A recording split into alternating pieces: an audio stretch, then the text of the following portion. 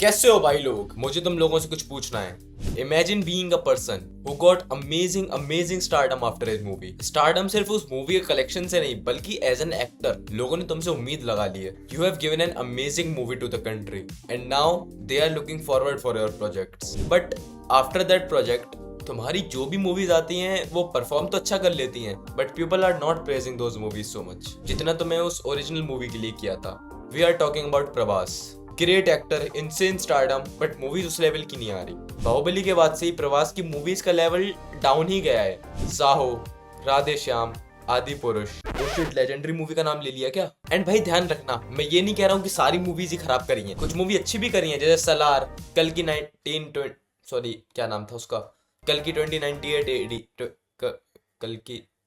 कल की बस आगे नहीं पता मुझे। बट स्टिल क्या ये वो लेवल था जो कि प्रभास का बाहुबली में था? और भाई सिर्फ इन मूवीज की बात नहीं कर रहा मैं, प्रभास की जो आने वाली मूवी है राजा साहब, वो भी भाई ट्रेलर देख के मिड ही समझ में आई है। देखो मैं अपना ओपिनियन भाई डायरेक्ट शेयर करना ज्यादा बिलीव करता हूँ, मैं वही अपनी चिकनी चुपनी बातों में फंसाना नहीं चाहता किसी को भी। तो सीधा जो सच है वो यही है कि भाई राजा साहब भी कोई अच्छी मूवी नहीं लग रही है, देख के मिड ही लग रही है कि हाँ भाई बस काम चल जाएगा ऐसा वाला। But there is one movie that can cook a perfect comeback for Prabhas, Spirit, directed by Sandeep Reddy Vanga या संदीप रेड्डी वांगा। भाई एनिमल के सक्सेस ने ना संदीप रेड्डी वांगा के लिए एक बेस तैयार कर दिया है। अब ही नोज कि वो ऐसी मूवीज बनाएगा तो इंडिया में कोई प्रॉब्लम नहीं है, बिकॉज इंडिया में जनरली ए रेटेड मूवीज कम ही बनती हैं, बिकॉज इंसान रिस्क लेना नहीं चाहता। लोगों को लगता है कि ये जो एकदम PG-13 मूवीज हैं यही चलेंगी। बट जब एनिमल सक्सेस हुई तो ये चीज काफी क्लियर हो गई कि भाई एक मेन स्ट्रीम एक्टर एक प्रॉपर ए रेटेड मूवी में भी कास्ट होके तगड़ा कलेक्शन बनवा सकता है। और देखो मैं एनिमल की सारी चीज समझ रहा हूँ, उसमें मिसोजिनी थी और बहुत सारी चीजें इधर उधर भी थी।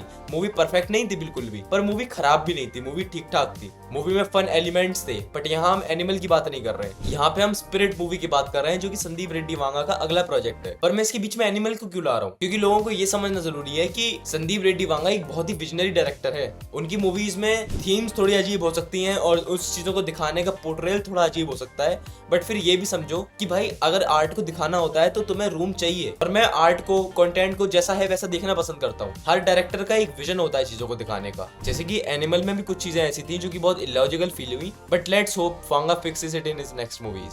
स्पिरिट की कहानी ऐसी चाहिए कि उसमें कोई भी लूप होल ना हो, क्योंकि कहानी देखने में मजा तभी आता है जब कहानी में कोई लूप होल्स ना हो। और वैसे क्यों हमें ऐसी वाली मूवीज चाहिए, उस पर मैंने एक वीडियो बना दी है, प्लीज देख लेना जाके चैनल पे से। तो बेसिकली ये सारी चीजें मेरे समझाने का पॉइंट ये था कि संदीप रेड्डी वांगा की कबीर सिंह मूवी ने, एनिमल मूवी ने ये तो प्रूफ कर दिया है कि इंडिया में ए रेटेड मूवीज चल जाएंगी बढ़िया। और इसी डायरेक्टर के इसी विजन ने शाहिद कपूर को एक अपने करियर में नया फेस दिया, और फिर रणबीर कपूर को भी। दोनों ही एक्टर्स की एकदम डिफरेंट साइड दिखाई जो कि हमने पहले उतनी नहीं देखी थी। And now it's time for Prabhas. हमें रणबीर का वो साइड दिख गया, हमें शाहिद का वो साइड दिख गया, and it's now time for Prabhas. और भाई प्रभास इस रोल को कुक कर सकता है। That man carries that aura. और अगर तुम्हें मेरा बिलीव नहीं होता ना तो उस बंदे की एक मूवी है द रिटर्न ऑफ रेबेल करके। और भाई मैंने जब वो मूवी देखी थी ना, हालांकि मैंने वो बचपन में देखी थी, मैंने जब वो मूवी देखी थी ना भाई, like that man has charm भाई। जब वो चलता है भाई, जब उसका म्यूजिक बजता है एकदम गिड़े ना, मतलब ऐसे ही कुछ, ऐसा नहीं होगा पक्का,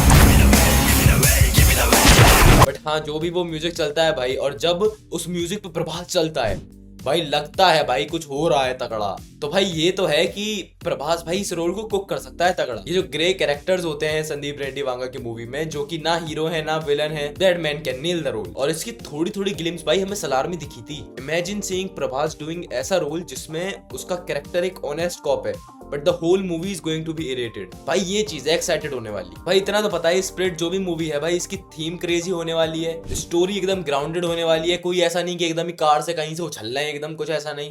स्टोरी ग्राउंडेड होने वाली है। सारे कैरेक्टर्स जो पूरा यूनिवर्स है दैट विल बी ग्रे। तुम्हें कुछ समझ नहीं आएगा कि कोई इंसान एकदम सही है या एकदम गलत है। नहीं भाई, सब में कुछ ना कुछ कमियां होंगी, सब में कोई ना कोई बात होगी। और यही जो ग्रे पोर्ट्रेयल है, यही संदीप रेड्डी वांगा की मूवीज को मस्त बनाता है। और भाई इस चीज की गारंटी है कि ब्रूटैलिटी और वायलेंस एनिमल से ज्यादा होने वाला है। और अगर प्रभास का रोल सही में ऑनेस्ट कॉप वाला है मूवी में, और वो प्रॉपर ऑनेस्ट कॉप वाला है, ऐसा नहीं कि बस ऑनेस्ट कॉप है और बाहर से दिखा रहा है ऑनेस्ट कॉप और अंदर ही अंदर 100 की पत्ती दबा रहा है, नहीं। अगर प्रॉपर ऑनेस्ट कॉप है तो भाई ये जो पूरा यूनिवर्स है ना स्पिरिट का, ये भाई पक्का चैलेंज करने वाला है प्रभास के कैरेक्टर को तगड़ा वाला। बिकॉज ऑनेस्ट कॉप है, फिर उसके साथ भाई इतने सारे ग्रे कैरेक्टर्स, इतनी सारी चीजें, इतना वायलेंस, तो भाई कैरेक्टर कैरेक्टर तो चैलेंज होगा तगड़ा। और भाई मैं चाहता हूँ, मैं स्पिरिट मूवी चाहता हूँ कि उसमें कैरेक्टर डेवलपमेंट हो तगड़ा और प्रभास के कैरेक्टर से भाई प्यार हो जाए literal. And as a director I have very hopes in Vanga. वो बंदा भाई प्रभास से निकलवा लेगा, वो प्रभास से प्रभास निकाल लेगा भाई